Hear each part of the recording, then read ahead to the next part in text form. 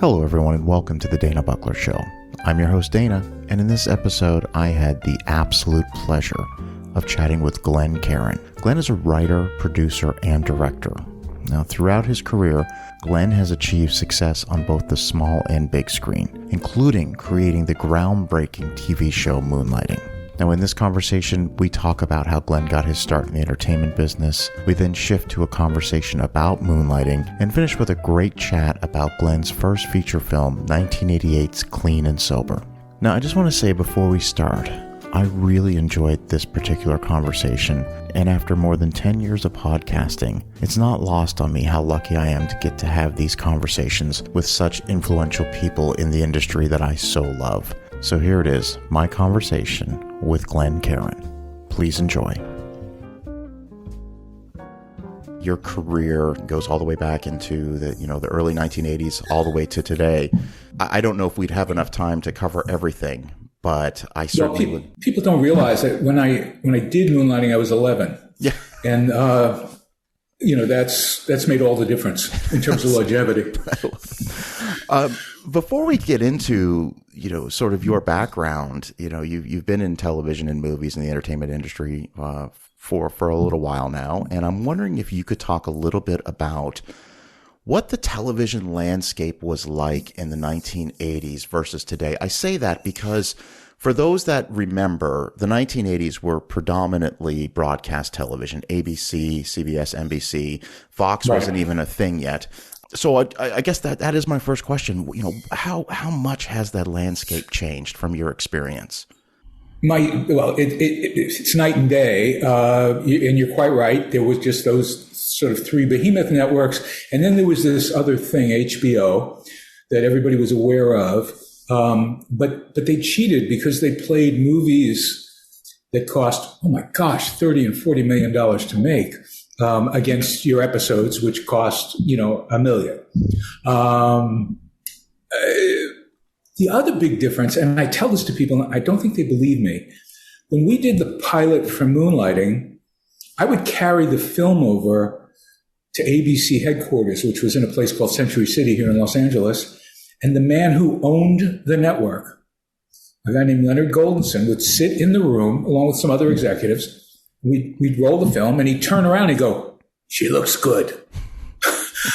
I mean, you were presenting to the man who owned ABC, and had he not liked what he saw, you wouldn't go on television. Now, every platform, every network seems to be owned by a company that does other things as well. And so that changes things enormously. Also, you were competing for an extraordinarily limited amount of real estate. I guess an average network did about 27 hours of programming a week. And that's off the top of my head. It may have been slightly less than that, but in prime time. And there were 3 of them. So do the math. Now there are so many platforms that there are literally, I think this past year they said there were 600 shows, which, I can't watch all those shows, much less. And when you're making a show, you can't watch any shows anyway, because it is.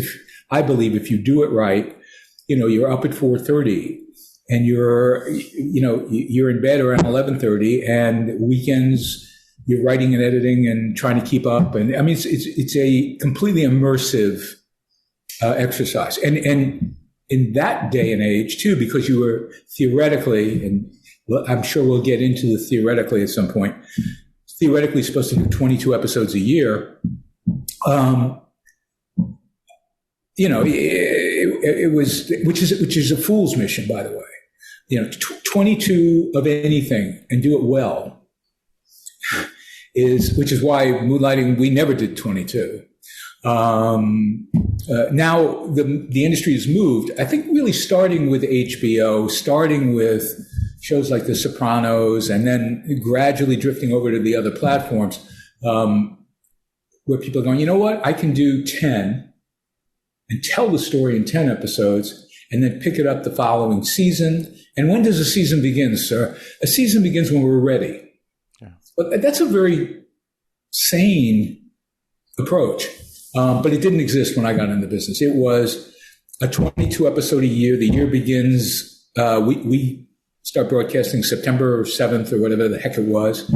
And I was sort of brought up with that culture. You may not be old enough to remember, but boy, when the fall preview issue of TV Guide came out, that was a big damn deal in junior high.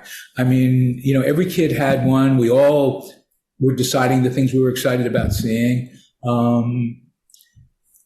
It's a long answer to a short question, but that to me is the fundamental difference. It was a much smaller business, if that makes sense. It was also, I didn't say, boy, I want to make television. I wanted to make films, to be honest with you, movies. But you go where they'll have you. And where they would have me when I came to California was in the television business. And that was the other thing that was wildly different. It was very unusual. I remember Jim Brooks said to me, whatever you do, don't put your name on an episode as a director. And I said, why? And he said, because they want virgins in the movies.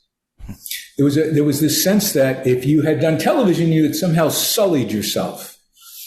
And you'd never be pure enough or artistic enough or smart enough or special enough to transit to movies. Despite the fact that the executive brain trust that were running the various studios at that time invariably came from television. But those are the major differences. And by the way, the other big difference was if you had one show on the air, that was quite a feat. Now, there were those people like Aaron Spelling. Aaron had, 10 or 12 shows on the air. Now we have people that do this regular, Greg Berlanti has just oodles of shows. Ryan Murphy, oodles of shows. Shonda Rhimes, oodles of shows. But it was kind of like, almost seemed like a carnival act. Like how do they do it? How do they contort themselves enough to? So that's another big difference. But the biggest difference, I think, is this idea that there are so many platforms and there are very few people who are purely in the television business. This is part of what we're watching the sort of legacy companies struggle with is how do we stay in the television business? What is the television business? What are the financial models, et cetera, et cetera. By the way, I get paid by the word, so I can run on and on and on and on. But that's the big difference. It's interesting because there's one more thing that I think we should discuss, and that is the amount of people that watched a show in the 1980s because there were so few networks. I say this because I'll give you a perfect example, Glenn. I'm out and about on a typical day, and I'm constantly having discussions with different friends, and they're saying, have you seen this show yet? Have you seen this show? And usually the answer is no. There's too many shows out there. I can't keep up with what there is. However, I mentioned to 100% of the people that you're coming on my show, and I mentioned Moonlighting, and 100% of the people say, oh my God, I know that. I love that show. More people were watching shows. I mean, you had a minimum of a third. I don't think that's what it was. I think you need to, hang out with a better class of people. Yeah. Clearly, that's the message to me. Yeah. No, I mean, okay. Yes, it wasn't unusual for us to get 30-some million people watching at a time. I remember getting a 44 share for an episode and feeling awfully good about it. And ABC calling up and going, well, you understand, this means 56% of the country rejected you. Oh. And that was those were the sort of conversations that you had. But it was very different. It was as different, that to now is as different. When I was growing up, invariably at some point in public school, they would play for you Orson Welles' War of the Worlds. Yeah. It was a radio play. And they would explain that it caused a panic in major cities. People listened to this radio play about Martians attacking the Earth, and they genuinely thought Martians were attacking the Earth. And as a kid, you would sit and listen to this and go, God, what a bunch of dumbasses. How can they? I mean, that's how different. It was a wildly different business, wildly different. And, but everything changes, everything morphs. Yeah. And I can't tell you the minute that it happened or the moment or the seminal moment where I went, oh, this is different. happens incrementally. When I left television after Moonlighting, frankly, I didn't anticipate going back. So it wasn't something that I sort of zeroed in on. But it's crazy now. You're talking to someone who isn't even near the top someone, because the business they're in is not the business you're in, and that's the biggest, I think, difference. We are a spoke in a much bigger wheel. And that's, for me, that's sort of sad, because I like being all in with people. Yeah. Anyway. Well, so let's talk about that journey. But let's talk about the journey that brings you to Moonlighting. You mentioned that you always wanted to be a filmmaker, that television really wasn't something that was on your radar, and then you moved to California, and take it from there. It's a boring story, but I mean, the short version is I was asked to write a pilot, which is a very unusual thing for someone for their first job. But I wrote this pilot, and even more unusually, they said, okay, we're going to film this. And they did film it. They rewrote it quite a bit, and a big star said he would be involved. But at the end of the day, they didn't move forward with the show. But because of that, ICM, which was a huge talent agency at the time, said, we want to sign you. And all I knew was Steve McQueen was at ICM. So I went, okay, that's for me. And they would talk to me about movies and all this sort of thing, and movies. And then I signed the papers, and they went, okay, let's talk about TV. Because they knew, they were smart, and they understood the place that it was going to be easiest for me to begin working was in television. And truthfully, I didn't know very much. I didn't go to film school. That isn't who I was. So I said, I was very honest and said, I don't watch TV. I have no interest in TV. I'm a big snob. And they said, go home and watch TV. And if you see something you like, call us. They put the onus on me. And I went home, and 2 days later, Taxi premiered. And I went, oh, this is really something quite different. This is really good. I'd love to be involved with this. So I picked up the phone. I called my agent, and I said, Taxi. And he said, stay by your phone. And I was like, huh? And they called back and said, okay, you have a deal to write. It was a number of scripts, actually, but you have to, agree to move to California, because I was living in New York at the time. And I said, okay, and got in a car, drove to California, and wrote an episode of Taxi. And that was and that sort of broke the bubbles. I see there's this other ecosystem that I haven't been taken seriously that may be of value to me, and frankly is prepared to offer me work. And I wrote one episode of Taxi, and I was supposed to write 5, and they never asked me back to write the other 4. I think because I was so excited that inadvertently, I think I may have been somewhat difficult. And the only thing I can attribute it to. And I got to know the Charles brothers a little bit later in my career. When I was doing Moonlighting, they were doing Cheers, but they were running Taxi. And, I'd go in for meetings, and they'd say, okay, well, we think, Louis is going to walk in and he's going to do this and this. And I go, oh, he wouldn't do that. And they just looked at me like, and rightly so. I mean, but I didn't understand that I wasn't, that sort of commentary wasn't expected from me. And I hadn't earned the right, frankly, to offer it. I was just like a hugely excited fan. Anyway, the episode turned out very well, but I never ended up going back. And that was fine with me. It wasn't the kind of television I was interested in doing. I wanted to do what they called back then one-camera television. Yeah. And I started to get those offers. Steve Bochco called me, and he had just finished this pilot called Hill Street Station with Michael Kozel. And he said, look at the pilot. So I looked at the pilot. He said, we'd love you to come join us. And I said, oh, no, this is never going to work. This is never going to go. And I told him why. And he was a great man, and he was very amused by my sense of self-assuredness, completely unearned. But there was work for me in that zone. And the most interesting thing that happened was there was a man, people don't talk about him much anymore, named Steve Tessich, who wrote the movie Breaking Away, won the Academy Award for it. A great playwright, too. He was approached about making Breaking Away into a television show. And I don't quite know how, but he got a hold of some of my writing and he said, will you join me? And I said, wow, okay, sure. And it was exciting because we filmed it in Athens, Georgia. It was just like filming a movie. I mean, we were on location. There were two other people associated with the show who were senior to me, but one of them had a heart attack. The other one, I can't remember why they ultimately didn't. Anyway, the show ended up falling on me. I was basically running the show, and I had never run a show. But I learned in a hurry. And I had great people around me. And I thought, oh, I like this. I'd rather make movies, but I really like this. Yeah, and out of that, I mean, we did 6 episodes. Didn't get much of a rating, but we got excellent reviews. In fact, a very unusual thing happened.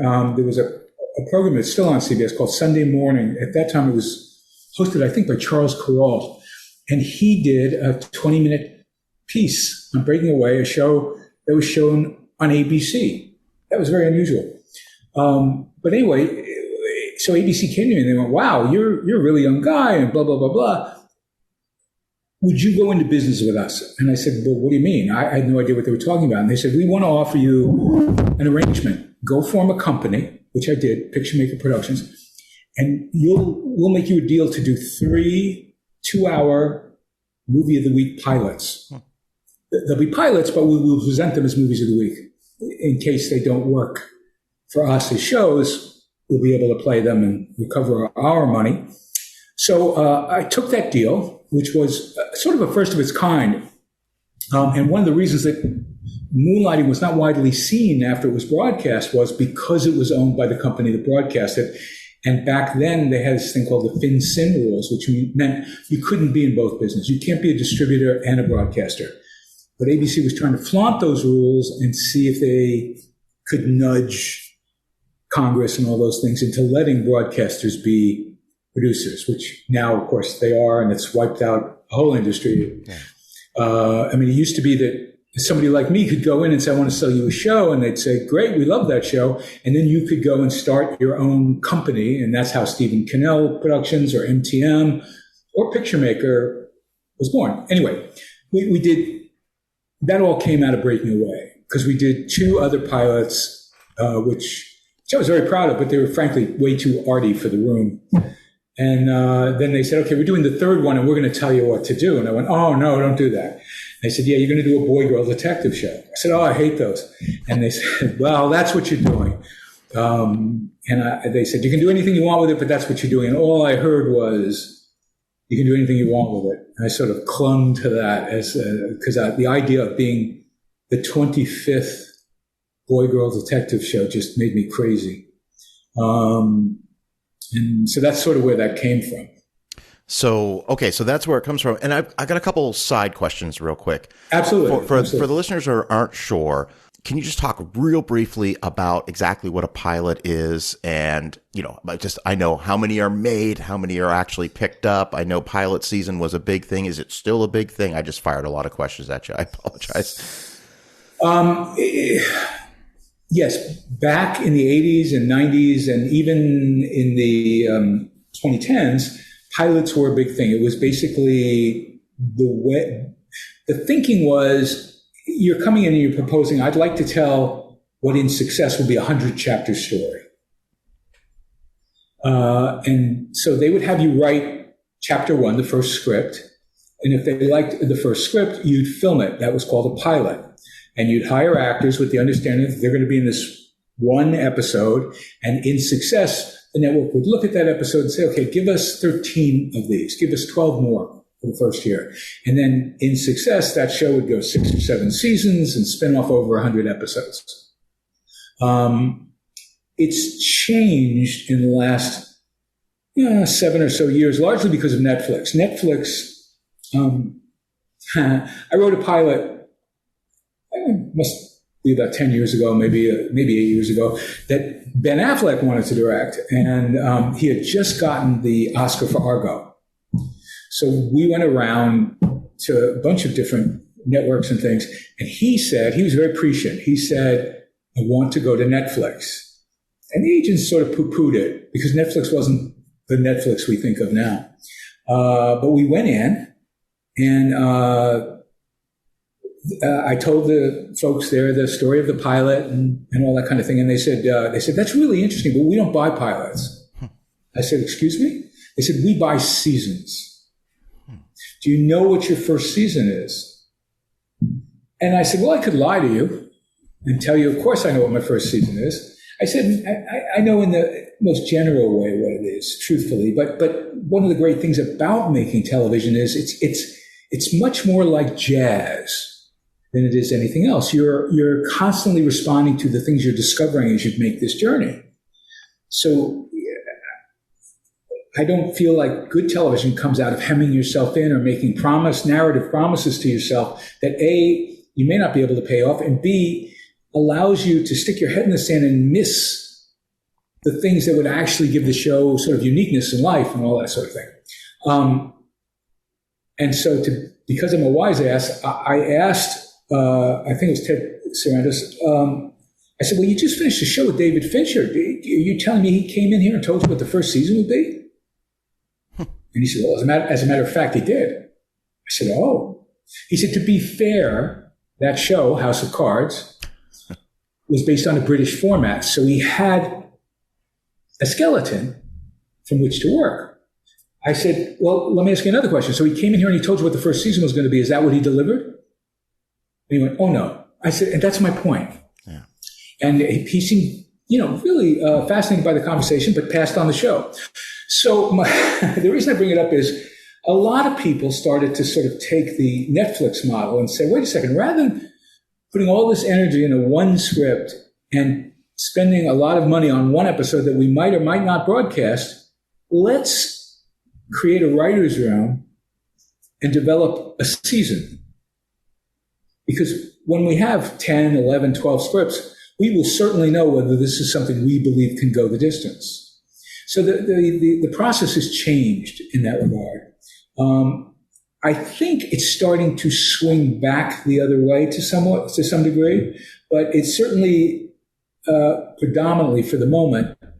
We want to know that this thing has legs, that it can, because I think, frankly, over the years, they bought a lot of pilots, they filmed them, they love them, and then a pilot is different than a 13-chapter story, than a 100-chapter story, and sometimes you just go, I did a show that I loved called Now and Again, and it wasn't difficult for me to understand what the premise of the show was and how it could go season after season. But Les Moonves looked at it and went, what do you do every week? I don't understand what he wanted to know. Every week, here's what happens. And I said, you have to understand, I am chemically incapable of getting excited about something where every week, here's what happens. To me, our job is to startle the audience every week, not to feed them comfort food.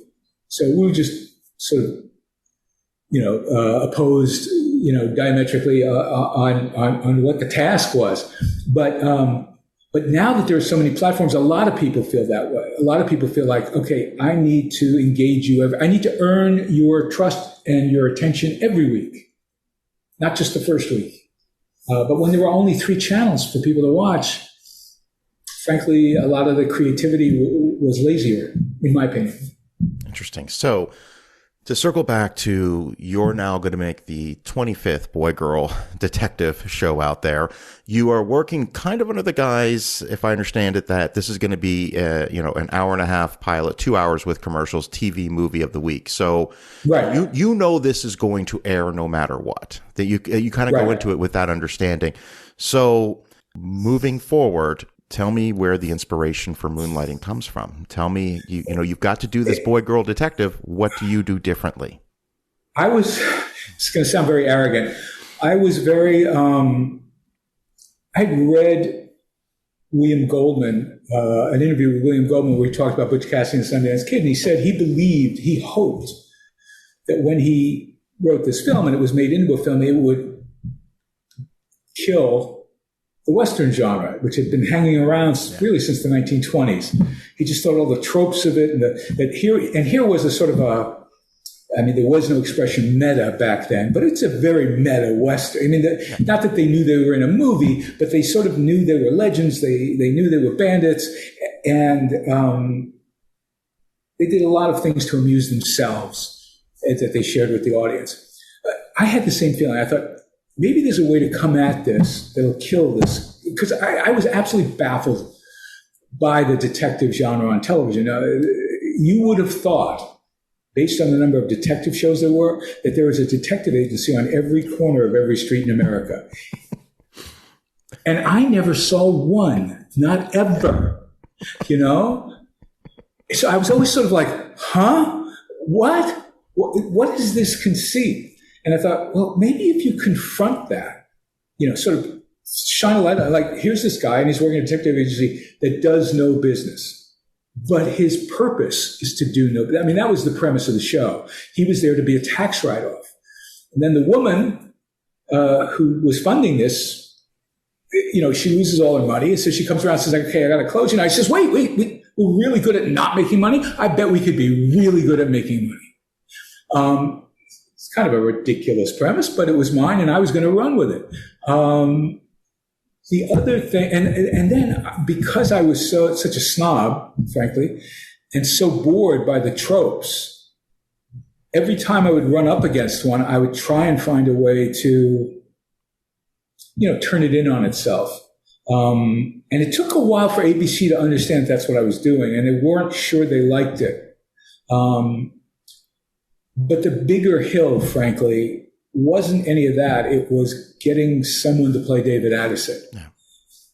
We looked at, I didn't personally look at, but as a collective, we looked at 3,000 men. I brought Bruce to the network, and he was the only person I brought to the network 11 times. They rejected him 11 times. So that for me was the hill, because I knew if I could get those two people together on film, that they would light the world on fire. I just knew that, believed that with all my heart. But ABC was just convinced he was not a leading man. He certainly didn't look like the other leading men on ABC. I acknowledged that. But he was somebody I knew. He reminded me of the guys I hung out with and the people I grew up with. His attitudes, his mannerisms, his everything. So more than me sort of saying to them, and I'm going to turn all these tropes in on them side, and we never had that conversation. The conversation was largely about who's the guy going to be. And then at a point, ABC said, we're just going to pay everybody off because we think this is uncastable. And I pleaded, and I said, can we do a screen test, please? And then Sybil wouldn't screen test with it. Oh. So there were many, many, many other challenges that sort of needed to be. And then as we were making the show, they would call me and go, what are you doing?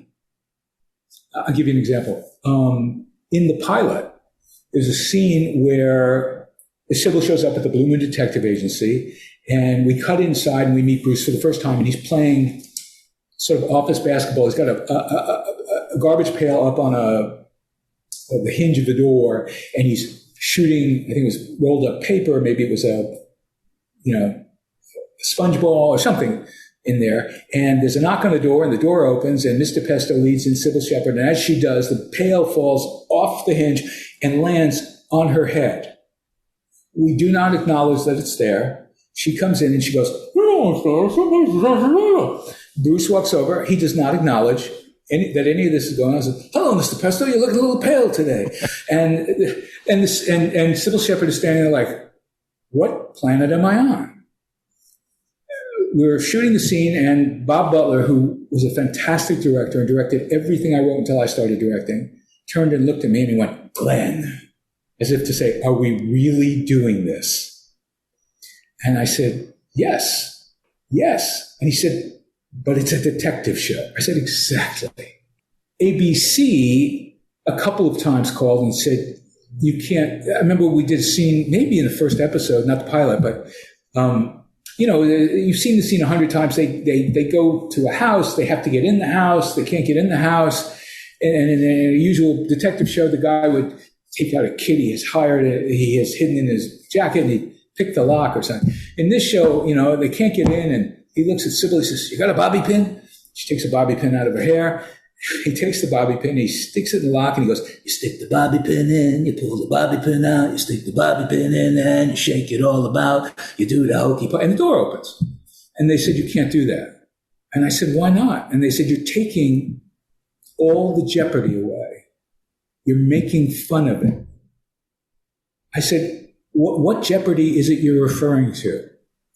They said, "Well, the jeopardy that powers the series, maybe there's something dangerous behind that door. Maybe someone's going to kill them." I said, "Look, there's been like 30, 35 years of television. People understand no one's getting killed because they have to come back next week." Yeah. I said, there's no jeopardy here. I said, our task is to entertain them. And we would continue to have this conversation. I would just do what I wanted to do. It reached its apex in the last episode of the first 6. They go to there's some sort of an event in a ballroom, and they have to get in to find the bad guy. And there's guys with earwigs and tuxedos guarding the place. And they walk up to this one guy, and Bruce says, "Hey, tell me something. Have you seen a guy with a mole on his nose?" And the guy answers back. He says, "A mole on his nose? A mole on his nose? Now, how do you suppose a mole?" And he answers back, and it's this scene that's written in Dr. Seuss rhyme, back and forth between he and Bruce. And they said, and it was very, very funny. And they said, "You can't do that."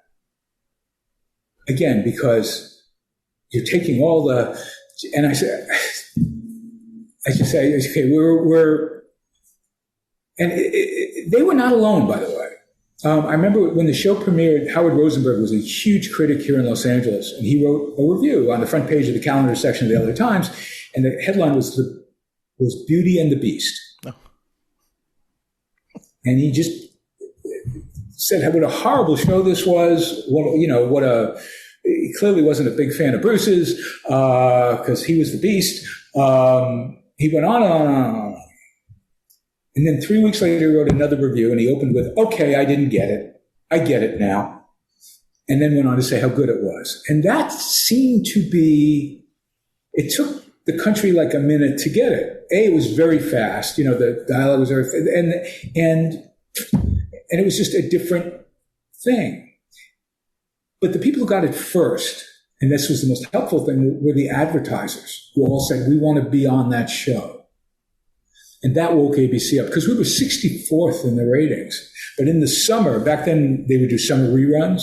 They reran it, and it just, so, it was, but I just felt like I had nothing to lose. I wasn't anybody. Bruce wasn't anybody. Sybil had been a huge movie star, but she was going to do this television series now. So my feeling was try anything. Let's have fun. Let's, and if it amuses me, maybe it'll amuse somebody else. I can't do it in this Machiavellian way where I go, I know what they'll think is funny. I know what makes me laugh. And then you hope that other people feel the same way. That's the best you can do, I believe. How did you channel David Addison's dialogue? Because I say this because the night before, my girlfriend and I, we sat down, we watched the pilot episode. All right. Just, I haven't seen it. Obviously I mentioned to you before we were recording, I'm in my 40s, so I was not necessarily the target audience when Moonlighting debuted, but watching it through the eyes of an adult, I'm watching this and I'm taking myself out of knowing who Bruce Willis would become after the show and watching this from, all right, this is the world's first introduction to Bruce Willis. Getting past that, I then was really paying attention to the snappy dialogue. And I'm just curious how you channeled that. Like, it's incredible.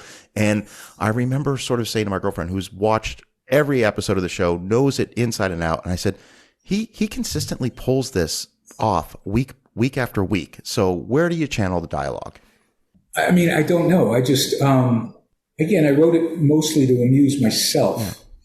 Yeah. And there was something about, Sybil was this thought of at that time as this sort of, and I don't mean to be reductive and I don't mean it to sound misogynistic, but she was regarded as sort of this perfect thing.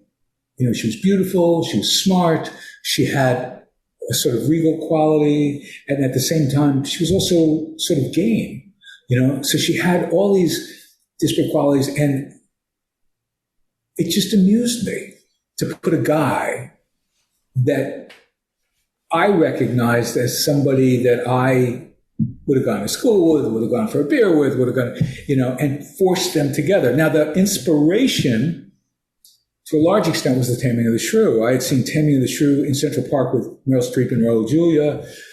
And my first wife had done the play in college, so I saw it, 150 times or something, But in terms of where the dialogue, I don't know.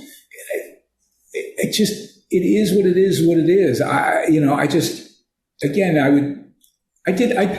going to digress for a second. Yeah. I directed a movie that was the first film that Vince Gilligan wrote and had produced. And Vince was very, very young. I was very young, but he was really young.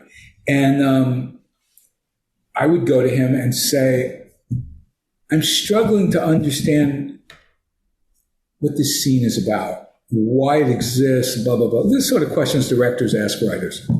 And he would look at me and he'd say, I don't know, I just thought it was really cool.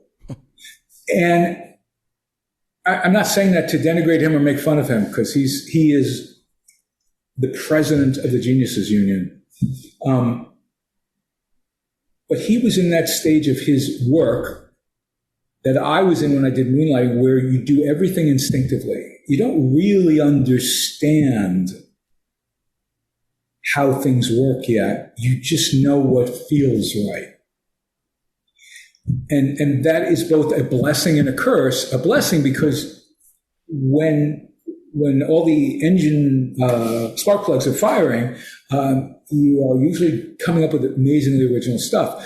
The negative is when they're not firing, you say to the world, and it's a world that's completely unionized and runs on a very expensive clock, you go, okay, everybody's got to wait a second because I don't know what to do next.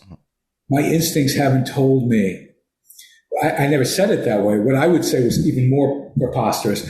I would actually say to people, they'd say, what are you waiting for? And I go, I'm waiting for the truth. Because I believed these characters had a certain truth to them, and that it would reveal itself to me. They weren't waiting for me to tell them what to do. I was waiting for them to tell me what to do. I know that sounds pretentious and artsy-fartsy and all of it, but it is the truth in terms of what the process was. And in terms of the snappy dialogue, it's all of a thing.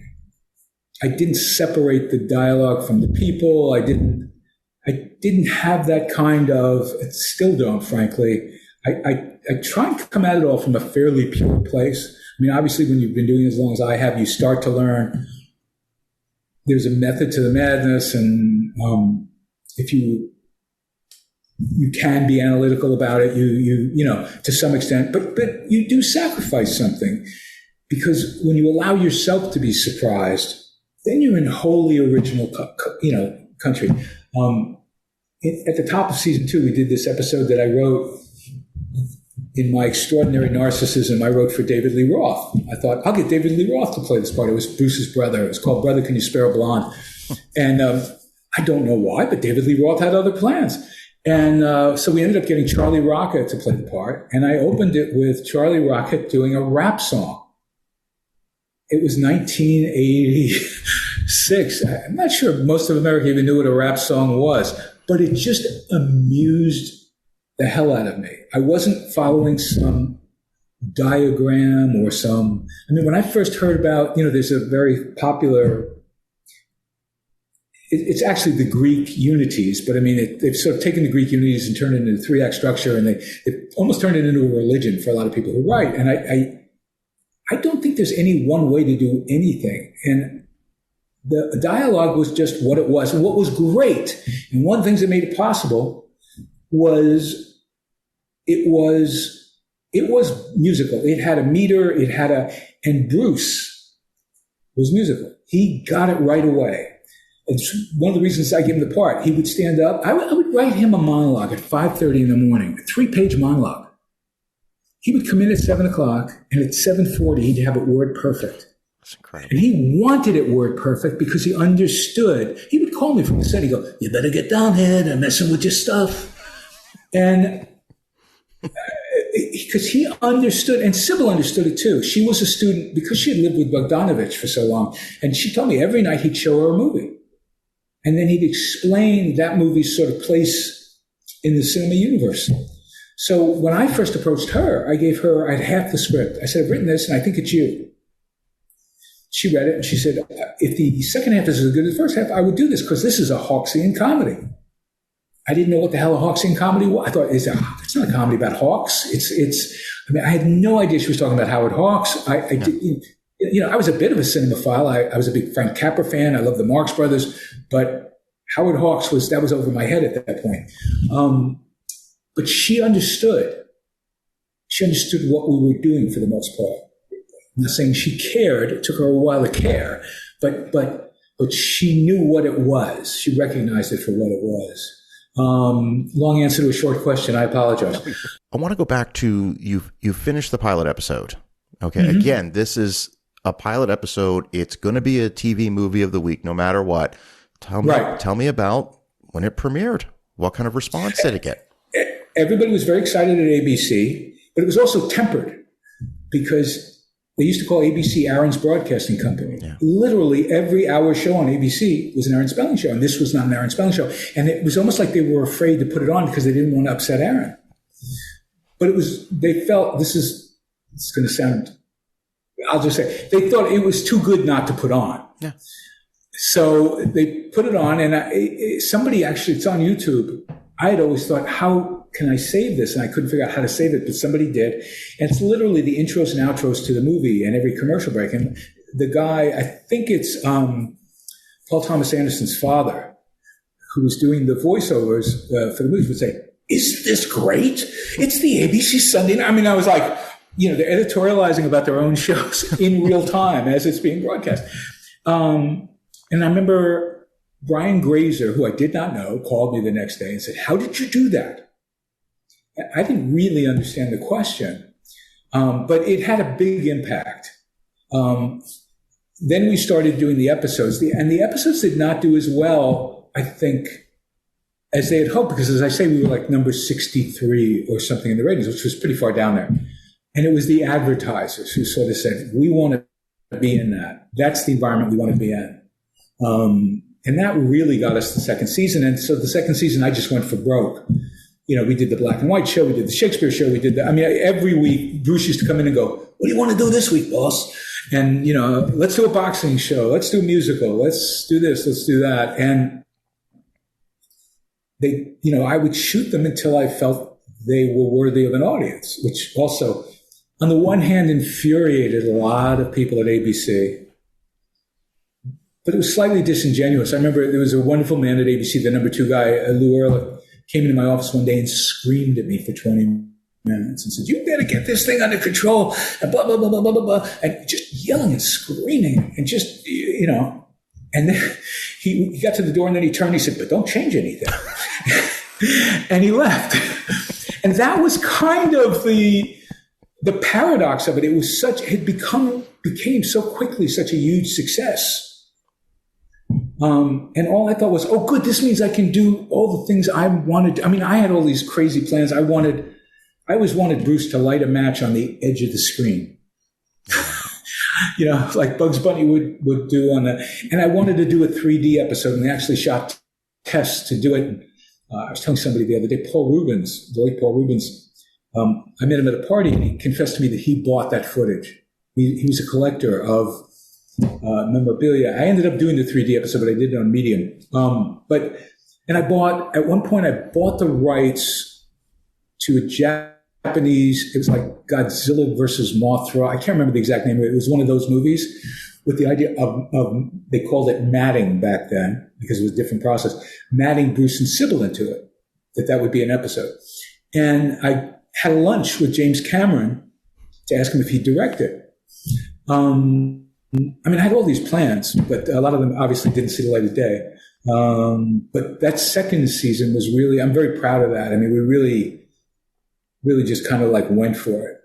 To circle back to something you said a little earlier on, that you never did the full episode run for each season, and I'm wondering if you could just talk a little bit about the reasons for that. There were three reasons. Okay. One was me, one was Bruce, and one was Sybil. To this day, when I try and talk to an actor about doing something with me, I will say to them, I will never ask you to find the scene. When you hit the stage, you will understand exactly what the scene is. And now I want you to bring your magic to it, but I would never release pages until it was apparent to me. Part of it, too, was back then, people who directed television weren't.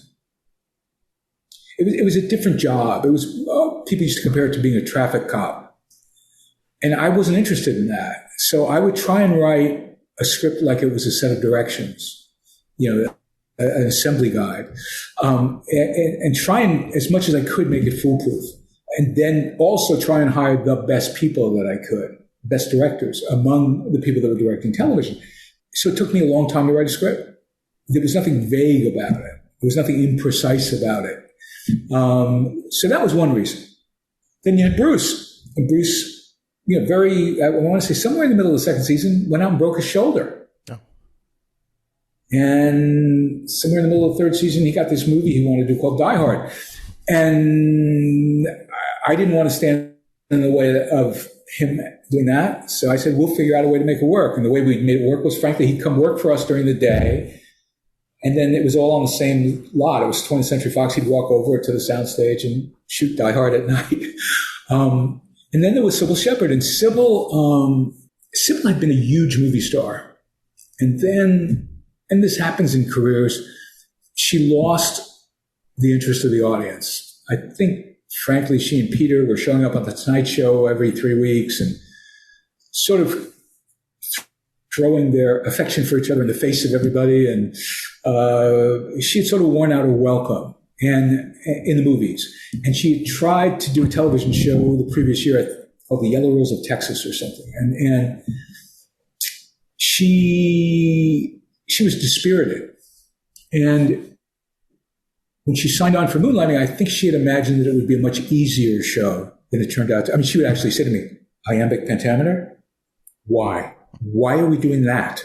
That's hard, and she would get tired, and she'd announce at 4:30 in the afternoon, I'm going home. And I'd say, no, you're not. She'd say, yes, I am. I'd say, no, you're not. And she wouldn't. But then the next day she'd call in sick for 2 weeks. She'd let me know. So the combination of those three people is tricky. Because, I'm trying to give them a script worth performing. Bruce is going through a meteoric kind of stardom, and there are no lessons for that. There's no book for that. You sort of have to live through it. And Sybil had been through it and is watching this, and I think it was part of her too. Thought a little attention paid over here, please. Yeah. And I will tell you, at the time, because she was unhappy, and she didn't make a secret of it. And I was usually the object of her unhappiness. So at the time, it was very difficult for me to feel sympathy, as much sympathy as I probably should. In going back and restoring the shows and looking at them again, my God, she's so great. Yeah. And I'm not sure I appreciated just how great she was. I do know this. I would get infuriated sometimes with the way she behaved. And then I'd go into the screening room and watch dailies, and I'd go, okay, well, that's why we're putting up with this. But, 30 years on, to see it again and go, oh my gosh, she was singularly amazing. Surprised me. Interesting. That's really interesting. Is there truth to the story I heard that you didn't try to stop Bruce Willis from being in Die Hard, but you told him to the effect of why he shouldn't do the movie? Is there any truth to that story I read? Yes. He had done 2 movies. He did Blind Date with Blake Edwards, and he did another movie with Blake Edwards called Sunset. It was a Western with James Garner. And the second movie particularly didn't do well, and the first movie did okay. And the feeling was that his movie career was probably over because he hadn't really knocked it out of the park. And it's a cruel business, and he came from television. He had that mark on him. One day I came to work, and he said to me, "Hey, I just got another movie. I'm doing this movie, Die Hard." And I went, "Oh, you don't want to do that?" And he said, "What?" I said, "You don't want to do that. They've offered that to everybody in town. I know they offered it to Sloan, they offered it to Richard Gere, they offered it to Schwarzenegger, they offered it to, I said, and you're not that guy. They're going to laugh you off the screen." He said, "I don't care. They're paying me so much because they were so desperate to get the movie made. They're paying me so much money, it doesn't matter." And that was sort of the way he went into it, was, well, my career as a movie actor can't be in a worse place. Let's give this a whirl. And he made the movie. I mean, he would, to some extent, they made the movie around him because, as I said, he wasn't available half the day. We had him. And then once in a great while, Joel Silver would call me up and say, "Get over here. Tell me how to make him funny." Because Bruce's inclination, he was still a very new actor. His inclination was to play tough.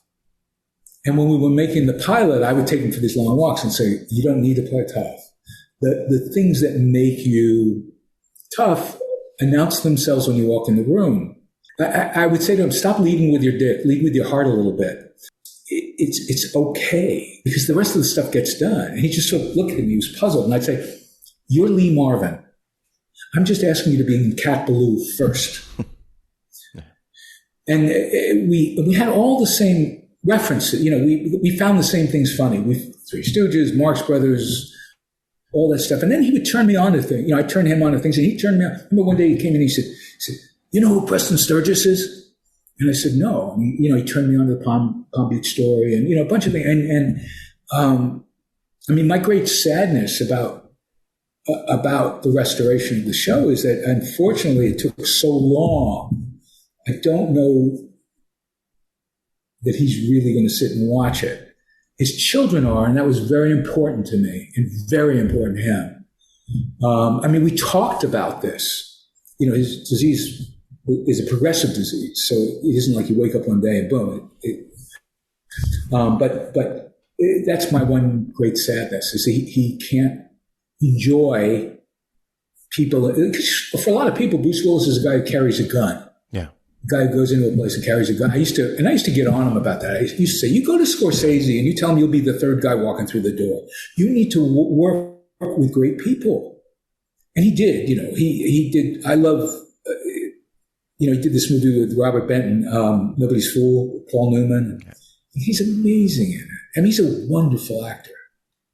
And but he got into this groove that.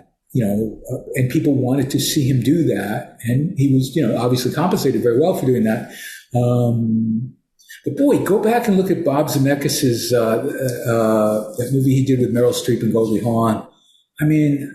He is one of the greats. Anyway, next question. Sorry. Well, can you take me real briefly through your first time seeing Die Hard and your thoughts on the film? Yeah, I remember it vividly. So he went off and made Die Hard, and I went off and made Clean and Sober. And he called me one night. He said, "Do you want to see Die Hard?" And I said, "Sure." And he said, Joel Silver just finished mixing it that afternoon, and they were going to run it. And they have this theater at 20th Century Fox, the Darryl Zanuck Theater. They're going to run it in the Darryl Zanuck Theater, be there at 7 o'clock. So I think, okay, this is going to be interesting. So I go, and there are some other people there, and they run the movie. And I was like, holy moly, this is like the greatest movie in history. I'm like, I cannot believe how amazing this movie is. This is also, just to place it in time somewhere, the dawn of car phones. So I get in my car and I'm driving home and I call him and I go, "Bruce, oh my God, that's a movie for the ages, man. That's what a great movie. You did it. You made a great movie. It's a great movie." He said, "Come on, Glenn, you made a movie." I said, No, I made like a film. I said, "That's a movie. That's like a movie." I said, you're amazing in it. And I said, and that Alan Rickman guy who I had never heard of, I said, he's amazing in it. And this one's amazing. And that one's amazing. I was just, and mind you, I'm watching the movie 100 yards away from Nagasaki Plaza or whatever. It was just, I was just stunned by it. And then he came back to work and we continued to make Moonlighting. But the world, and the other thing you have to remember too is when the movie came out, he wasn't even on the poster. He was considered such potent anathema in the movie business. They didn't put him on the poster. Then when they released it, and after a week or two, and it became this huge blockbuster, they put his face on the poster, and it became a Bruce Willis movie. But initially, it was like a secret they wanted to keep from the audience. It's just so fascinating, all the permutations to his career. And but no, I was so happy for him, so happy for him. That's a great story. I appreciate you sharing that. No, that's a great story. I will say the first time I ever went to Los Angeles, getting off the, is it the 405, I think, onto Wilshire and seeing the, I don't even know, I mean, obviously I refer to it as Nakatomi Plaza, but seeing that building for the first time, I think I was more enamored by that than seeing the Hollywood sign for the first time. It was such an impactful film on me. So just a little side note there. And it holds up. I mean, I showed it to he's 14 now. I think I showed it to him when he was 12, and he was like, wow. I mean, it's great. And it's Bruce. It's the casting of Bruce and Bruce's understanding of how he could fit into the mosaic in a way that was uniquely his, that I think makes the film work. Because believe me, it was not conceived as the story of an everyman. It was the story of a Superman trapped in, and of course, great people. I mean, Joel Silver, one of the most amazing personalities in the history of Hollywood, was there's a reason that he endured for so long. He was a great producer, really smart. And, sometimes maybe being a great producer doesn't make you a great human being, but because he could be loud and brusque and all that sort of stuff. But boy, he knew how to make a movie. And his fingerprints are all over that thing. Great director, and great writing, and beautifully cast. Bonnie Bedelia. I mean, it's just a really good movie. Changed action movies forever. It really did. Yeah. I mean, I mean, everything became Die Hard on, a Die Hard on a bus, Die Hard on a ship. Yeah, but it's just, which was a shame in its own way, but so it goes. Yeah. And that's why you have people like Quentin Tarantino who go, come here, let's do something different. And, and he, and all of a sudden he's doing, Pulp Fiction. Yeah. So can we talk about sort of Moonlighting coming to an end? It does 5 seasons and just sort of talk about how it kind of, everything kind of wraps up. And well, I wasn't there for the ending. I was invited to go at a point, which was painful. I know it was really painful for Bruce. So there are actually episodes I have never seen. Really? If I'm being completely honest. I had gone and made a film. So, but they had sort of had enough of me at ABC. First of all, there was a changing of the guard at ABC, and Brandon Stoddard came and ran the network, and I don't think he was a fan of mine. I think he thought that I was some sort of agent of chaos or something. I may not have been the most, at that point in my career, I've since figured out how to do it, but my North Star was these have to be as good as they can be, and everybody here working at ABC looks like they're doing just fine. So if I spend a little money making it better, if it takes a couple of extra days, the nation won't fall apart. And that was probably a reckless attitude to have at that moment, but it was mine. And so when they saw an opportunity, frankly, when I think Sybil's displeasure with me got to a certain point, and they realized they had to make a choice, as Joel Silver said to me, she looks better in pumps than you. So they got rid of me. And I think they may have felt that the thing was sort of teetering toward its end. I know a lot of people feel like when the two of them got together on the show, that was the end of it. I don't agree with that. And I believe it could have been fantastic. But the fates intervened. There was a writer's strike, and then Sybil got pregnant with twins, and Bruce broke his shoulder.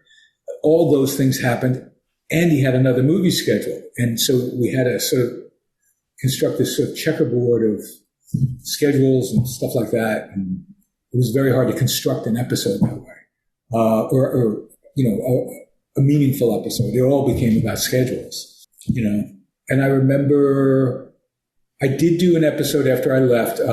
Bruce called me and said, please do this. And Chick Edley, who was a wonderful writer on the show, called me and said, let's do this together. And we did this show that some people like and some people hate, called Womb with a View, where what you discover is that this baby that people were wondering, is it Mark Harmon's baby? Is it Bruce Willis's baby? Is in fact Bruce Willis's, because the baby is played by Bruce Willis. And then she loses the baby. I was pretty fond of it. Some people found it offensive. You do what you can. But I'm still kind of fond of it. I thought it was audacious and at the same time filled with heart, and seemed true to the characters to me and true to the time. And then I remember, I think I watched the last episode when it aired, just because.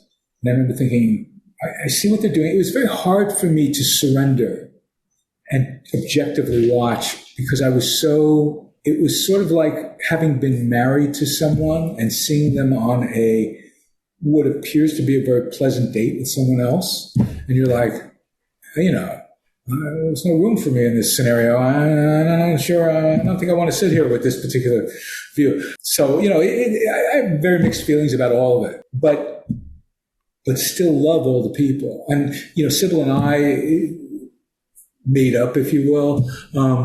Bruce always remained somebody I felt extraordinarily close to. We always stayed in touch. I mean, literally sometimes a year would go by, but we always stayed in touch. And we always knew we could ask anything of each other, favor-wise or this or that. The people I made the show with, Jay Daniel, the directors and writers that I worked with, I hold them all very dear, and I hold the experience extraordinarily dear. I mean, it was amazing. But I don't have a vivid memory of the end. I just sort of blocked it out. There's so many questions that have sort of popped in my mind based on everything you just told me, but I'm going to keep the ship going steady here because I could go off in several different tangents here if I could. But I do want to ask you, you mentioned the restoration. When was it sort of presented to you that, Moonlighting's the entire series is going to be available on Hulu, which I know was a big deal when that happened. So how involved with that were you? Oh, I was very involved. I've been campaigning for 5 years because, I was very aware the show really wasn't available. I mean, there were bad copies on YouTube, which I've never understood how that's allowed to happen. But so I had approached Disney. I mean, in the early aftermath of the show, I approached Disney when Jeffrey Katzenberg was there. I was doing some things for them and said, can I buy the negatives? Because I knew they weren't going to distribute them. And he laughed at me because it was an incredibly naive question. But about 5 years ago, I was just determined for people to see this thing, and heard that they were going to start Disney Plus. I thought, maybe there's a place in Disney Plus. And my agent approached them and they said, no, we don't see this as part of the programming on that. It was a much purer Disney brand sort of proposition, blah, blah, blah. And I said, don't you have to play things at night for adults? And wouldn't this fit in there somewhere? No. The other thing that was always a problem was we did 66 episodes and we used 300 songs. Yeah. Yep. which is an astounding piece of math. And we had the rights to absolutely none of those songs for the purposes of streaming. No one had anticipated a technology like streaming. So they would have to go back and renegotiate with those willing to renegotiate, and not everybody would be, or may not be willing to renegotiate on the terms that made sense for Disney. So it took a long time to kind of get everybody to the starting mark. Additionally, the show needed to be remastered. It needed, to be made in HD, if you will. And that's an expensive and time-consuming process. So finally, a little over a year ago, when it became more obvious what the relationship was between Disney and Hulu, because it had been murky prior to that, because Hulu had a bunch of owners. There was Disney, there was Fox, but then Disney absorbed Fox, and what was Hulu's identity? It was a streaming service that played episodes that had played on the network the day after they played on the network without commercials. And then slowly they started to find their identity. And I got a call saying, okay, we're willing to spend, and I thought it was a very generous amount of money, X amount of dollars to restore the show visually and musically. And we will try our damnedest to get all the music that we can. But we all work in this business and we know 100% probably isn't going to happen. And the people that were doing it made it clear to me that they were all enormous fans of the show and were trying to approach it with as much fidelity as they could, realistically. And then the writer's strike happened. So I wasn't able to be as intimately involved as I would have hoped. But frankly, they did an outstanding job. So, there are places where they substitute music, which I might have gone in a different direction, this or that. But the team that they put together is basically the team that does the music coordination for all the Marvel movies. I mean, it's a pretty solid and amazing group. And I thought the visual restoration they did was outstanding. But it was a process. It took about a year once they decided to do it. So, and the other thing that's happened, and I'm excited to announce that as of the 16th of January, the show is available to purchase the entire series on Apple and on Roku, and there may be some other platforms as well.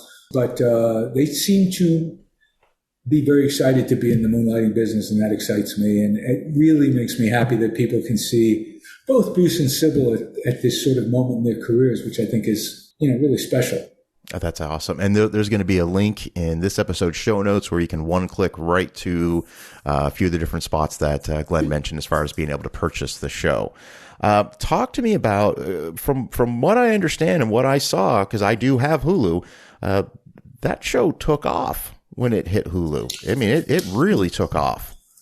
Well, it was number 2 on Hulu for a little bit, and then slowly made its way down the top 10, and now it's, part of their library. There's so little transparency that it's hard. The only way that I can evaluate its success is the fact that Disney keeps finding new ways to get it out there. So clearly they're feeling like, hey, we've got something here. I also see that they're sort of opening the vault to other shows, from that period, the 80s and 90s, that heretofore we thought of, oh, that's never going to see the light of the day. It's just too expensive to contemplate. I was always sort of fascinated by when Peacock started rebroadcasting Miami Vice, because we were on the air virtually the same time, and Michael Mann used maybe not as much contemporary music as I did, but an awful lot. And I thought, well, if they can afford to show Miami Vice, how are they able to do that? Universal and Disney isn't, so it feels great to know that it's out there now. And I'm very happy with the way it's being presented. Yeah, you can nitpick certain things. I wish that song were there. I wish that song were there instead of the song it was replaced with. But on the whole, I think they did an astounding job. And not only that, we corrected some mistakes that when it came out on DVD, for instance, there's a very early episode called The Woman in the Iron Mask, I think that's what it is. And the whole finale of the episode is Bruce, Sybil, and Dennis Christopher dressed as women, wearing veils and running through this hotel. And it's all done to the William Tell Overture. And when Lionsgate put it out, they replaced the William Tell Overture for reasons that escape me. With because, what did they replace it with? This sort of NDQ. It's one of the most iconic scenes of the entire series. I remember that, yeah. So we were able to replace that with William Tell Overture. Also, they released their DVDs with the broadcast order of the show. And when we got into some of the later seasons, the broadcast order of the show wasn't the story order of the show because, again, everybody was in different places. So as soon as we get an episode done, they broadcast. They were so hungry for it, they broadcast it. So you'd have like 2 DePesto episodes in a row, and then you'd have a Bert Viola episode, and then you'd have a Bruce and Sybil episode. And the idea was, of course, to mix it up maybe a little. So we put it in what was the story intention episode when they released it on streaming.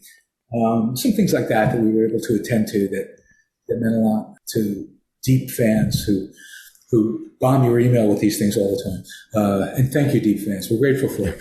So anyway. Yeah, no. I think it's incredible that there is a whole new generation that gets to experience it. That, and like you said, with the improvements and a lot of things that, seeing it in HD. I mean, I know the younger folks out there, they'd see the typical, regular TV presentation. I'm not going to watch this, but so I totally get that. So I think that's incredible. And I can tell you personally that I have really enjoyed sort of going on that journey of David and Maddie, through adult eyes, which I'm always so thankful to take these kind of journeys. So thank you for everything you've done. The Moonlighting's incredible. Oh, you're sweet. Thank you. Thank you for watching.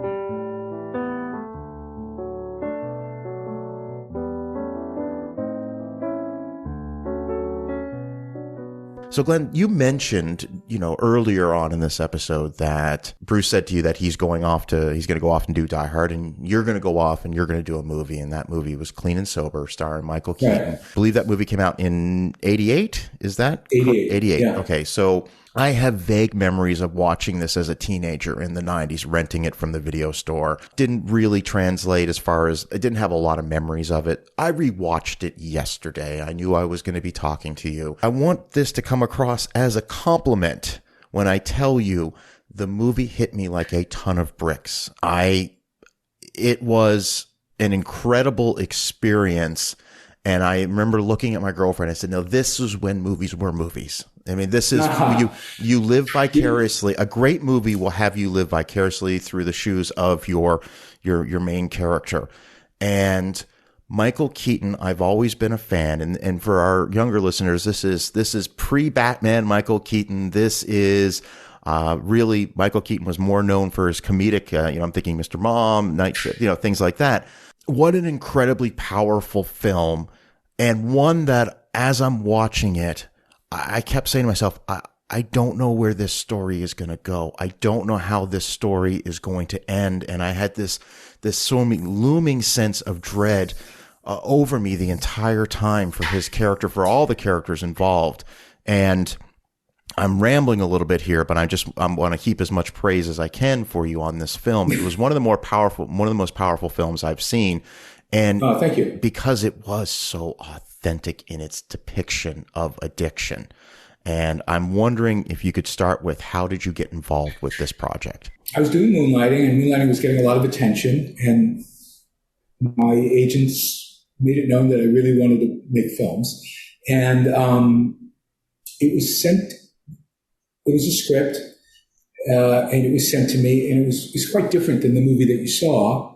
And the proposal from Warner Brothers was, if you rewrite this and we like it, we might entertain the idea of you directing it. So at night, while I was doing Moonlight, I would rewrite this script, got done with it. I felt very good about it, and gave it to Warner's, and they said, this is great, we want Jack Nicholson to play this guy. And I said, that would be an enormous mistake. And by the way, Jack Nicholson is somebody that I revered. 5 Easy Pieces is like a seminal movie for me.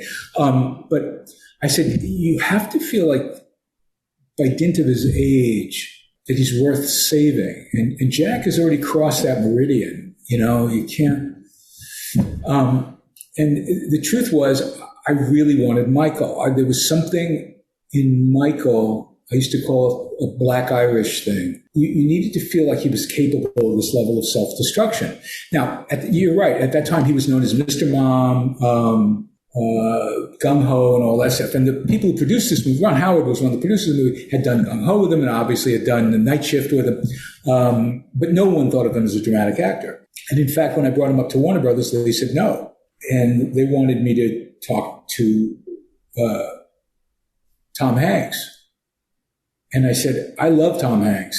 I said, but I don't want him for this movie. And they said, why not? I said, because I'm just not sure you will believe that he's ever capable of the level of self-destruction that's necessary to make the movie work. And they said, well, would you just talk to him? I said, I'll talk to him if you explain to him that I don't see him in the movie. And they said, yes.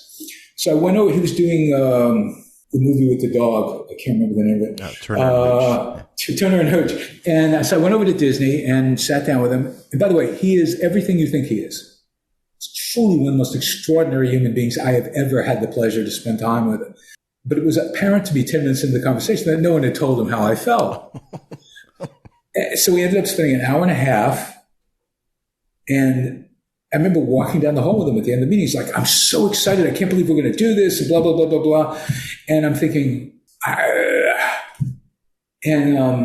left the meeting, called the producers and said, he doesn't know, and I don't know what to do. And Michael Keaton, and they said, Michael Keaton's managers say he's not doing that. They won't let him do this. He hasn't done his Ghostbusters yet. You're not getting Michael Keaton. And so you start doing this thing where you go, okay, I'm not getting Michael Keaton. I'm getting Tom Hanks, who I think is fantastic. I'm just uncertain about this one thing, but the one thing means something to me. Now I'll tell you a little side story. So I go to work at Moonlighting, and Bruce says to me, did you write a movie? And I said, yes. And he said, I read it. I want to do it. And I said, don't you tell anybody you want to do that movie. He said, why not? I said, because they'll make me do it with you. I said, and I got to do something, it's a very different thing.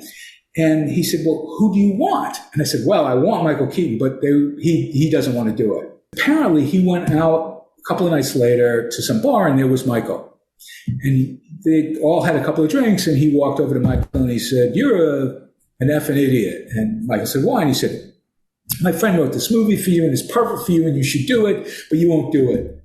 And Michael said, whoa, wait a second. I didn't say I wouldn't do it. They gave it to another guy.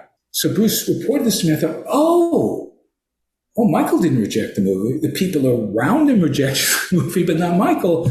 So I called Michael Keaton up, and I said, do you want to have lunch? And he said, sure. We went to a little Chinese restaurant. And I said, look, I'd rewritten the script a few times. I said, here's the current version. I said, I really want you, but here are the conditions. I said, you have 48 hours to answer me. I said, and if you choose not to do it, you can never tell anybody that we're having this meeting, because another guy has to play this part, and I need that person to believe that they're my choice. And he just looked at me like, well, none of this is going to happen. But 48 hours later, he called me. He said, I'm in. And I was like, yay!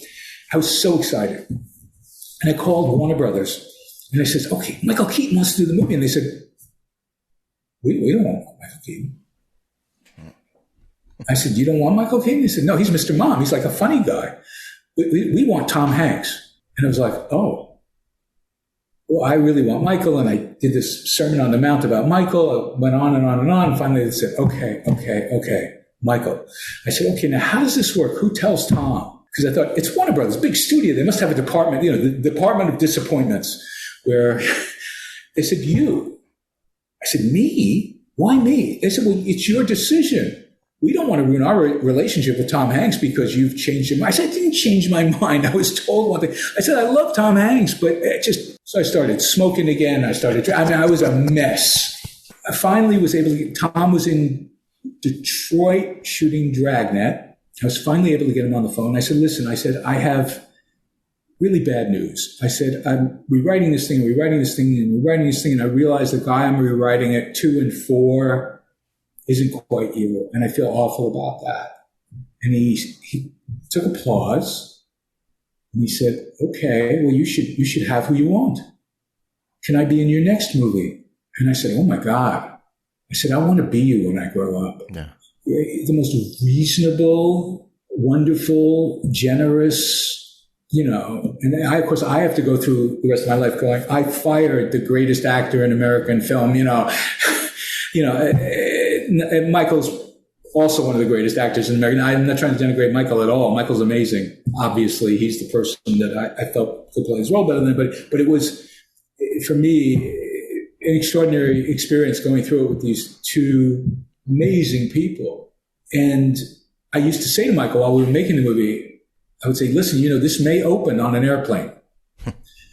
This is not the most commercial movie ever made. And he went, okay. And that's how he got Batman, by the way. When Tim Burton saw Clean Sober, he used that as a tool really to convince Warner's that was his Batman. That was going to be a question I was going to ask you. I'm wondering if Warner Brothers was as hesitant when it came to the casting of Batman, but I'm sure they saw Clean and Sober. Glenn, you said that the script originally was vastly different. Can you tell me a little bit about Daryl's character and sort of the changes you made? Well, the script, as I recall, and it was a very good script. It was just different. It was what I would call the sort of National Lampoon version of Clean and Sober. I mean, it was about they're in rehab and there are all these funny characters and they're all going through that. And my experience with people who, there was also in that period of time, there was it was cool in a way to give drugs and drink a pass. And I thought my experience with that is not that. My experience is this is a horrible thing to be shackled with in your life. And it would be great to sort of expose that in a way that didn't feel saccharine, that didn't feel, so that you understood what a struggle it was. And that was what I wanted to do. So I rewrote it with that in mind. And I also wanted the part to be sort of a tour de force, to be honest with you. Yeah. I didn't know who Morgan Freeman was when I wrote it. The producers turned me on to him. And I went, oh, this is, what a fantastic thing. Kathy Baker. I mean, that was the other thing. Michael was like, he wasn't sure he was a dramatic actor. And a lot of the work went into teaching him. Michael, this is going to sound very reductive, but in many ways, Michael was an athlete. I mean, he wanted to play baseball, wanted to be a baseball player, but so he equates effort with achievement. But in acting, sometimes it's the opposite. It's actually getting in touch with your stillness as opposed to how much can I give. And once he hooked into that, he holds the camera. You see him thinking, you see him feeling. He's just, it's funny. We've talked over the years about maybe doing some things. And then of course he went into a period where he just said, I've had enough. And he kind of went away for a bit. I just adore him so much. It's the movie I'm probably proudest of in many ways. And I knew it was dark and I knew it was, I mean, when I showed it to Warner Brothers, they went, I remember Bob Daly said, oh my God, he's going to be nominated for an Academy Award. And the only reason he wasn't was back then they had a thing called tracks that they would release movies and they had to keep movies in theaters. They had arrangements with certain circuits and they were literally out of movies. And they had to release something, so they released Clean and Sober in August, which was not a great time and so by the time nominations rolled around, he won the New York Film Critics Society Award Best Actor that year, but the Oscars just he just didn't get nominated, and really changed the trajectory and the way the movie was perceived and received and all that. But I want to say, I'm sorry to cut you off there. No. Because that was one of the things that I really, really thought about a lot. And I'm looking at 88 and 88's, I think, Dustin Hoffman for Rain Man. And, I'm looking at, who actually wins an Academy Award. I'm not taking away from anyone. Movies that were released in 88, but to know the roles that Michael Keaton have played before and certainly after Clean and Sober is you're watching what I think could arguably be his best performance that he's ever given in any film, and I think he's amazing in everything he does. Thank you. I was so moved by him that I don't want to say it's a travesty. I understand. You just explained perfectly why he wasn't nominated. I get it. August is not the time. Nowadays they'll release a movie in one theater for 2 weeks in Los Angeles and New York, and it'll get a wide release in May, for Academy qualifications. How did you feel about that, about him not getting nominated? I mean, because I felt like I let him down somehow. It's all about me, No, I felt like he'd been robbed, but he didn't. He didn't. Okay. He understood that he had now opened the aperture and shown people that he could do far more than they had assumed. And that was the goal at the end of the day for him, I think. And also he felt, as I did about this particular topic, that we had served the topic well. And by the topic, I don't mean drug abuse and I don't mean alcoholism. I mean, the topic is, as a human being, you cannot dig a hole deep enough that you can't climb out of it as long as you're willing to do it one step at a time. I mean, for me, ultimately, that was what the film was about. And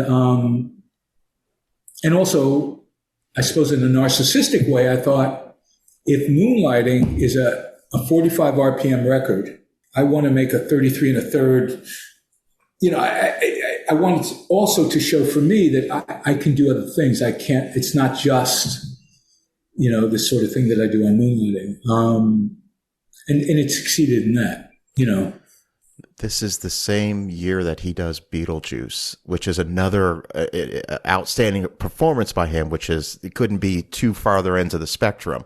But exactly, he really does absolutely shine in the film. Another actor who I'm a big fan of in this film, M. Emmett Walsh, is yes. His I did. Tell me about the casting of him, because he was just so. I mean, this is somebody I wish I had it. I just knew in life.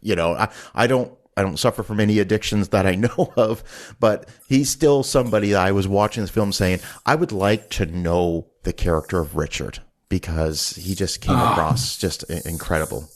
It was just an instinct. I'd seen him in Blood Simple. Yeah. And it turned out the woman who cast the film was the person who sort of got him started in theater and stuff like that. And I ended up doing 2 movies with him. The movie I did that Vince wrote, Wilder Napalm, he's in. And I thought, I'm going to put him in every movie I ever make.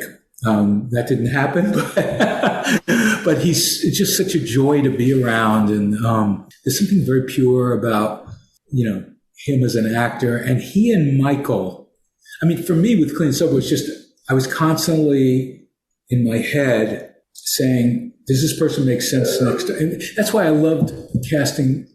And it was a difficult conversation with Warner Brothers because she wasn't the obvious choice, but casting Kathy Baker as the love interest, because she was not thought of as someone who would occupy that space at that moment.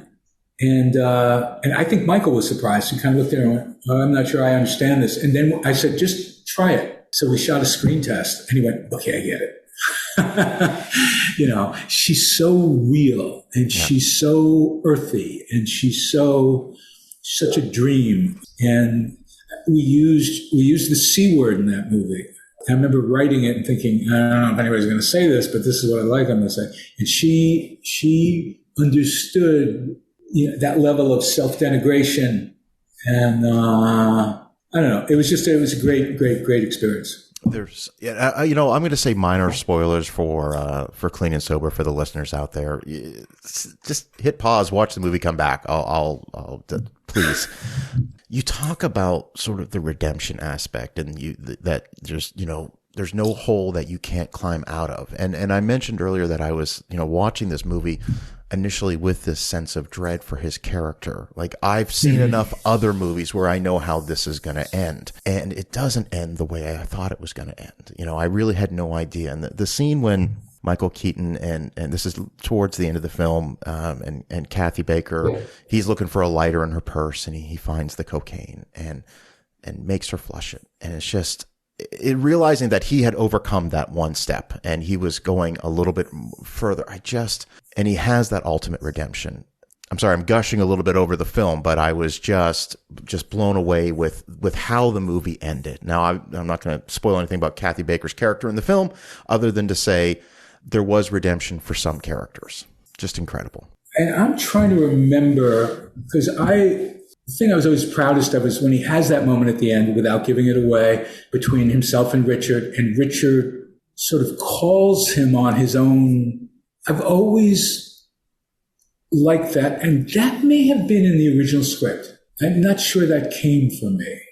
that may have come, but I remember just thinking, I've never seen this before, but it feels like the truth. And of course, M. Emmett nailed it, Michael nailed it. And Warner Brothers was funny. When I was making the movie, I'd always seen it on a snowy day.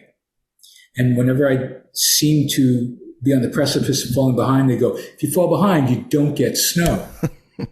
And I'd never made a movie before. I wasn't used to this sort of, I was like, wow, okay. And I really needed the snow. I felt very strongly that added a value to the scene that it needed. I hadn't thought of that in a long time. Anyway. I just recently had author Matt Singer on the show. He wrote the book Opposable Thumbs, How Siskel and Ebert changed movies forever. And of course, I'm always curious where they stood on this. And I actually found their review, and they were both very, very positive on the film. And I'm just wondering your thoughts on sort of the reactions to the movie once it was released. Oh, I was overwhelmed. I'm actually staring at, I still have a copy of the double-page New York Times ad, which is all sort of back then they would do these sort of critics poll. Yeah. People cared what critics thought. Yeah. And I remember there were one or two. I seem to recall Ebert who I think had some issues, abuse, drug abuse issues himself, took some issues with some things. But I remember Siskel seemed to really, really like it. But no, I was, and some of the even heavier critics of the day seemed to really, really like it. Paul and Cale really liked it. And also filmmakers that I cared about liked it. So that meant a lot to me. I was thrilled. I was also palsied. It took me a long time to figure out what to do next, to be honest with you. I mean, my success happened very quickly, and I come from a very modest background, so there was a big learning curve, and it's all bottled up together. I was telling somebody about this. I said, when Moonlighting happened, I was not present in the sense that I didn't find it productive to sort of wallow in the, hey, look how big this is, and hey, look how. I sort of stuck my head in the sand. I had my work to do. I had a family, and I was trying to figure out how to make sense of all that. And so I wasn't there. I wasn't present in that way. The same thing with Clean and Sober, to be honest with you. I think I'm better able to deal with it all from a slight remove. Yeah. So that's sort of my comfort place. But that's how I dealt with it. And I was living, when it came out, where was I living?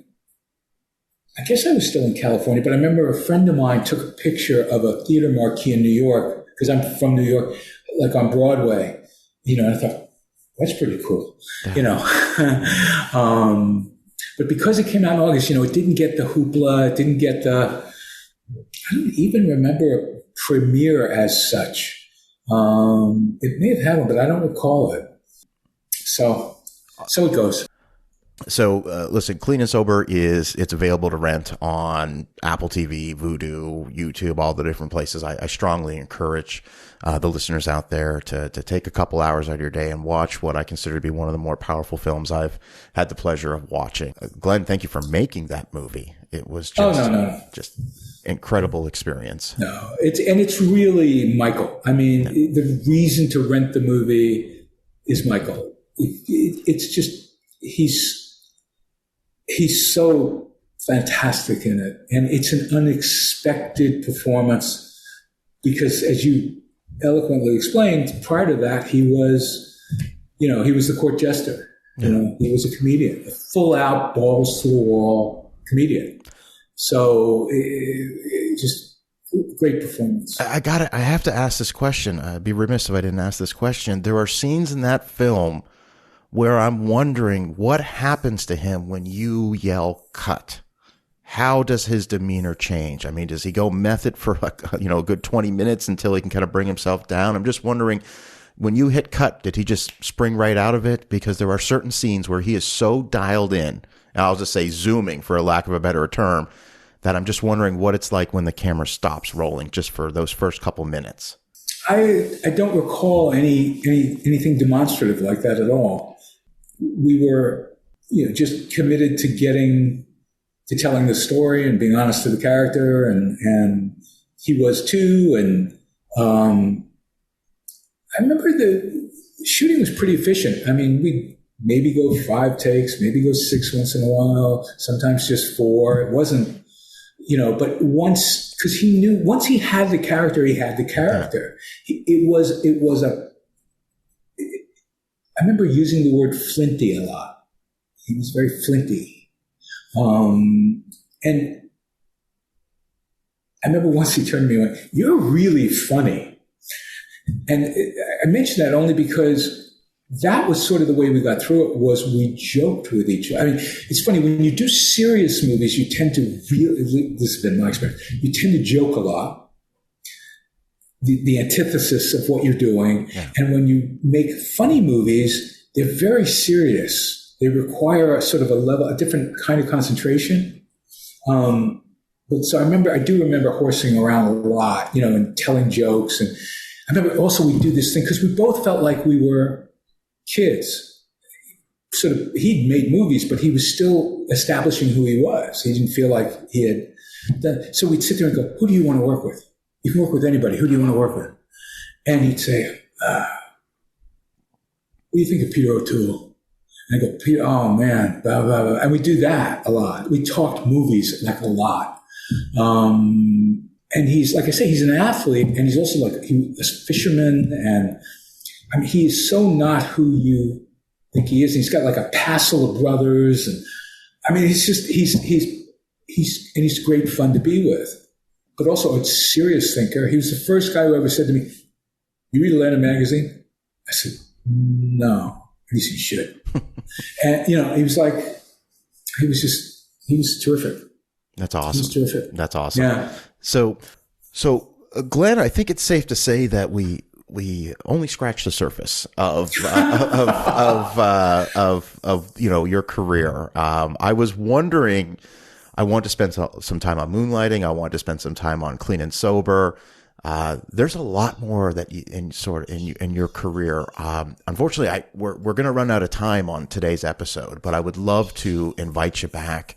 I'd love to come back. Oh, that would be amazing. So, just in closing, for the younger listeners out there that have not seen Moonlighting, I'm sure they've heard of it. What's one thing that you hope that they take away from watching this, which is now available on Hulu? Wow. I don't know. I hope what comes through is what a good time we were having. Because what people mostly remember are the conflicts. There were, obviously Bruce and Sybil had their issues, and Sybil and I had our issues, but it was also a place where I think we all felt like we could let our imaginations run free, and best idea wins. And it was. I hope that somehow seeps into the film, and people see that and they go, "Oh God, those guys were having an awfully good time," and wanting very much to share it. I'm not a proponent of drugs in any way, but I will confess that I used to say to Bruce when we were doing it, if our kids are in college and getting high and watching this at midnight, I will feel like we have succeeded in what we set out to do. Because that used to be a thing. You'd show movies at midnight. Yeah. That's the only thing. It's filled with youthful exuberance and the fantastic combination of ignorance and ambition, So, and somewhat unfettered ignorance and ambition. Something you said really resonated with me, as far as you can tell. It seems like everyone is having a great time making this. There is a lot of fun about the show, and that's the best way for me to describe it. Is it's fun and it's a good time, and it was groundbreaking when it came out. You set out to make the 25th boy-girl detective show, and you literally flipped the genre on its head and created something that has an incredible lasting impact. Again, I was really just trying to amuse myself, and luckily it worked out. Anyway, you're very generous, and thank you for including me in your party here. And again, if you ever need anything, just give me a shout, and I'm happy to do it again. I will. So, all right. Okay. Well, Glenn, of course, and I really, really appreciate that. And thank you for taking some time out of your day to share, a part of your journey. I can't wait to hear about the rest of it. So Glenn, thank you so much, and I hope all is well this year. Okay. All right. Nice meeting you, by the way. Nice meeting you. And for the listeners out there, my name is DanaBuckler, and thank you so much for listening.